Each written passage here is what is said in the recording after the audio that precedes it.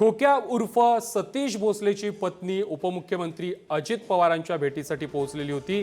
तेजू भोसले नातेवाईकांसह अजित पवारांची भेट तिने घेतलेली आहे। मुंबईतील पक्ष कार्यालयामध्ये अजित पवारांची भेट तिने घेतलेली आहे। कुटुंबाचं पुनर्वसन करण्याच्या मागणीसाठी अजित पवारांची ही भेट घेण्यात आली। ते खोटं आहे सगळं, ते मास मिस काहीच नव्हतं आमच्या घरात, ते जाय मे नव्हते।